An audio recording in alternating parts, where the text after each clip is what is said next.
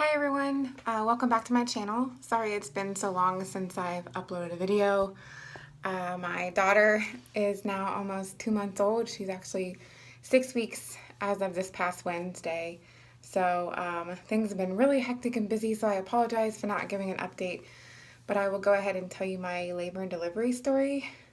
We arrived for induction. I was 41 weeks, if you guys last remember, for my induction date. We arrived at 6 a.m. and as soon as I arrived, I was 1 centimeter, 60 to 70% effaced.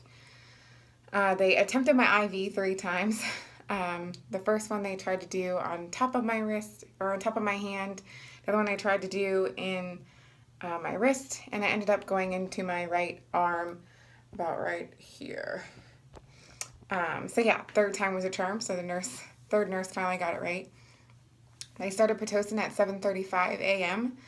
I started bouncing on a birthing ball around 7:45, and about 8:50, I was still 1 centimeter and 70% effaced. I then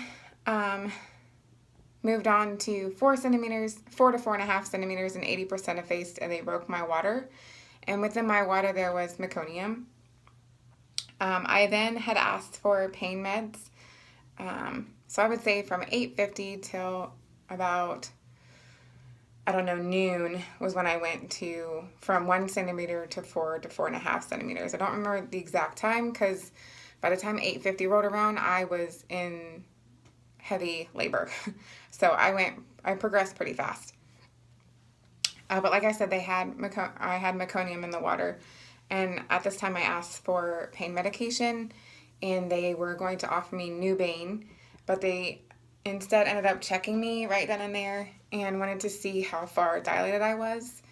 And I was 6 centimeters, so they told me I could go ahead and get the epidural and if I was interested in getting it. And at that point in time, I was in so much pain that I went ahead and got the epidural. I went from a 6 to an 8 in literally an hour. And then I went from 8 centimeters to 9.5, and I started practice pushing. We were waiting for my OB to arrive. He actually was at his office. I ended up having to wait for a half hour, so as soon as she started to crown, she had to sit there for a half hour because I was waiting for my doctor to arrive, and there was so much pressure. I only pushed for a half hour, and then once my OB arrived, she arrived at 5:56 p.m. So I was in labor for a total of almost 12 hours. So I arrived at 6 a.m. and had her at 5:56 p.m. So almost 12 hours.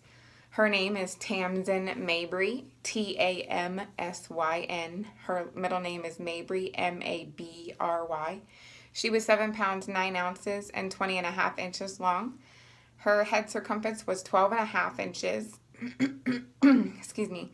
And there were a total of 8 nurses in the room, 6 NICU nurses and 2 of the regular nurses. Their staff was in the labor and delivery room because of the meconium being present in the water when they were broken. But she did not aspirate meconium, so she didn't have to spend any time in the NICU. So they assessed her and she was good to go. I did have a right labial tear and minor hymen episiotomy, so I acquired 7 stitches.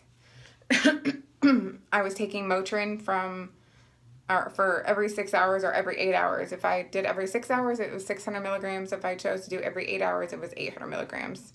I spent 2 days at the hospital. The first couple nights were so rough. I slept maybe 3 hours over a 48-hour period.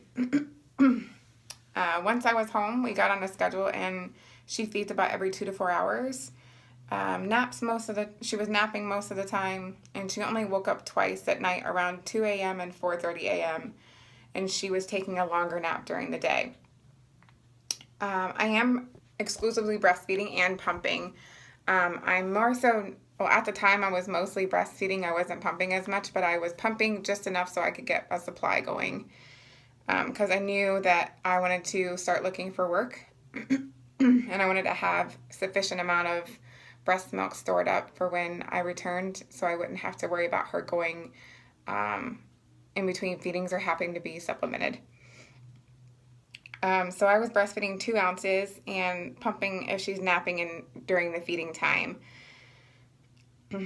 And at this time I was having, I would have 1 2-ounce bottle saved a day for her to add to storage. And I was storing, as I said, I was storing for when we visit friends and family, and I don't want to breastfeed in front of them. And also, as I said, for when I go back to work. I'm sorry, I'm reading my notes. Since I don't want to supplement. Yep. And yeah, so that's about it for my labor and delivery story.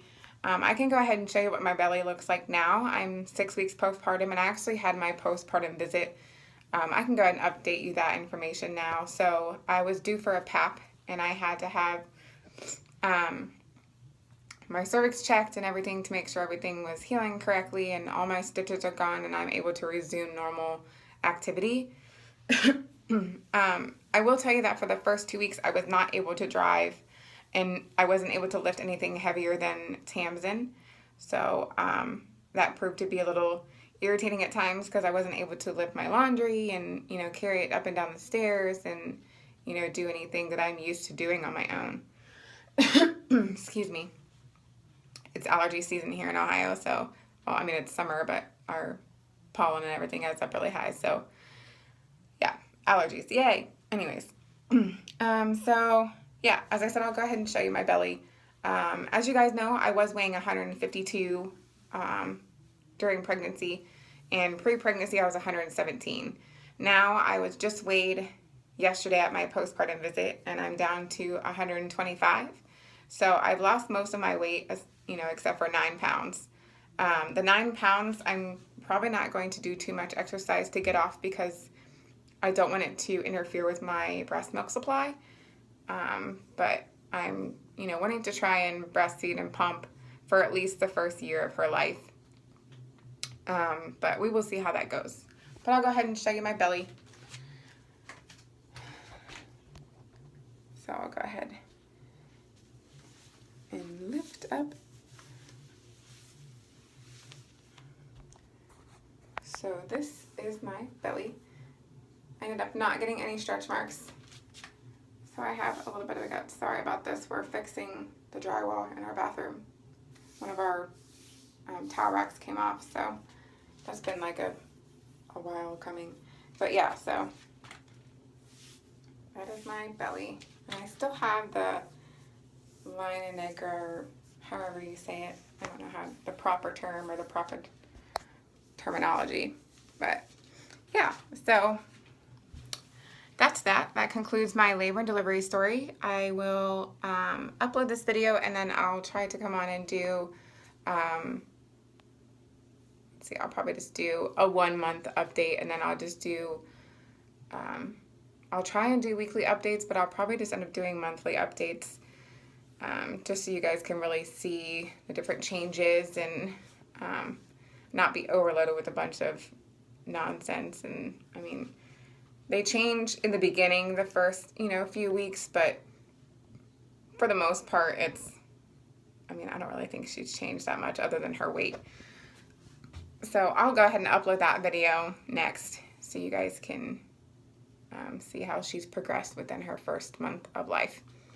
But yeah, so thanks for watching and give this video a thumbs up if you like it. If you have any suggestions or questions, please leave them in the comments below.